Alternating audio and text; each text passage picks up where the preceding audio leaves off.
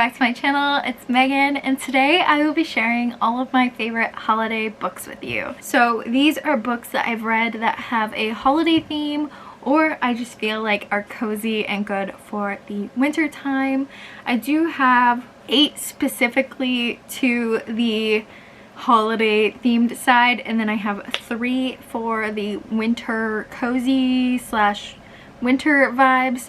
So without further ado, let's jump into them. I'll start with the winter cozy vibes just because I feel like that is more off theme, and then we'll jump into the actual holiday themed books. First one is House in the Cerulean Sea. This is not necessarily winter vibed, but it is one of the coziest, heartwarming books I've ever read. It's one of my favorite books of all time, and I just think it's perfect really for any time of year, but I feel like we could all use an extra heartwarming boost in winter. So House in the Cerulean Sea is definitely one I would recommend. It follows a man who is a social worker for mythical creatures, and he gets hired to a special class orphanage and heads over there only to find out that he is doing social work for very special creatures, including the son of the devil. So it's a very interesting read, but I think it has a lot of great messages in it, and like I said, it's very heartwarming. I laughed, I cried, I just found it so touching and definitely recommend it. Next is Crown of Feathers. I don't think I can get through a recommendation video without mentioning it. This is a trilogy by Nikki Paul Prato, and I love it so much. I will recommend this for every time of year, but specifically winter. I feel like winter is a great time for like a heavier fantasy, and not necessarily that this fantasy is heavy, but it does have, it's known for being like info dumpy. I personally love like info dumps and world building. I love like building the world and learning every aspect of it, and I think Nikki does an excellent job in Crown of Feathers. And also the romances and just, you know, the plot in general are so fun. If this happens to be your first time on my channel and the first time you're hearing me talk about Crown of Feathers, it is a story following 3 different perspectives. First, we are following Veronica, who all she wants to do is be a phoenix rider. However, the clan is only accepting men, so she disguises herself as a boy to join. Then we are following Tristan, who is part of the Phoenix Riding clan, and he is actually the son of the commander and is expected to step into those shoes once the commander leaves, and he has a fear of fire, which isn't the best fear to have when you are a phoenix rider with a phoenix that bursts into flames. Third, we are following a young man who is an animage, which is actually very frowned upon in this society. It's considered illegal. An animage is someone who can like communicate with animals, and the government feels that animages could become too powerful, so they have like called them all illegal and bound and enslaved them all. So our character Sev has actually not been caught that he's an animage, and he is a soldier. So he's kind of a soldier in disguise, or an animage in disguise, whatever you want to call it, and all the dynamics of that are so fun. And then of course the other 2 books of that series, which are Heart of Flames and Wings of Shadow. And the final like wintry fantasy I would recommend is the Narnia series by C.S. Lewis. This is such a nostalgic, wintry, perfect fantasy for cozy vibes, holiday vibes, whatever kind of vibes during this time of year. I believe like the well-known book of this series is The Lion and the Witch and the Wardrobe, in which we are following the Pevensey children who come across the world of Narnia through the back of their wardrobe. Very fun. I love that series, and I would love to do a reread soon.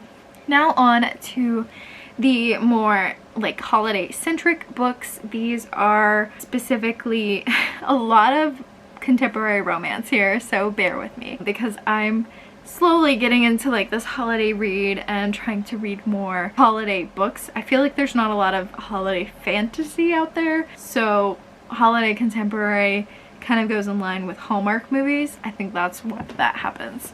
But the first, we have a trilogy, so those are the first 3 books. We have The Tourist Attraction, Mistletoe, and Mr. Right, and Enjoy the View. These are definitely Hallmark movie type films, type books, not films. They are not movies. I believe a couple of them are not actually set during Christmas time. I think one is, but this is a like ski resort, winter, small town. Definitely has like Stars Hollow vibes, in which everyone in the town knows each other, everyone knows everyone's business, everyone helps each other. These 3 books are definitely there. So the tourist attraction, a young woman comes to town as a tourist and gets sucked into the small town, of course. Mistletoe and Mr. Right, I believe, is following a young woman who climbs, no, Enjoy the View is the climbing the mountain one. I'm trying to remember what Mistletoe and Mr. Right is. Hold please. Okay, Mistletoe and Mr. Right is kind of like a Grumpy Sunshine type romance, in which our character, main female from the first book, The Tourist Attraction, as well as is friends with the main girl from Mistletoe and Mr. Right, and she's a socialite who's coming in to possibly like take over, build a huge hotel, and then she falls in love with the small town, of course. And then the third one is Enjoy the View, in which we are following a like producer slash director slash like famous actress who's coming to do a documentary on hiking and like getting to the top of this specific mountain in town, and she has to enlist the help of an enemy to get to the top. So it's an enemies to lovers. Next we have One Day in December, which is following a couple who they see each other at this bus stop but are not able to connect at the bus stop. So they have always been like holding on to the like fate, or hoping that they just see each other again by chance. And several years later, our main character's best friend ends up dating the guy from the bus stop. So there's like a weird like unrequited love cheating side sort of aspect that I found a little bit cringy, but overall I thought it was a really good little book there, and I thought it was a lot of fun. Next we have Always in December by Emily Stone. This one will, I'm actually not going to say that because that's a spoiler, but Always in December follows a girl who her parents died on Christmas Eve or Christmas, one of the two, I forget specifically which one, but every Christmas Eve she writes a letter to them and mails it. And this year, like the current time, she just found out that her long-term boyfriend has been cheating on her, so she is like hysterical, distraught, and she still has to deliver this letter for Christmas.